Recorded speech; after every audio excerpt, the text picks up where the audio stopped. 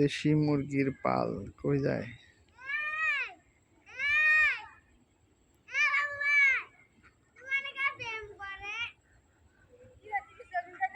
তোমার উড়াই না, তোমার ছবি উড়াই না, তোমার মুরগিরই দেখতাছি, মুরগির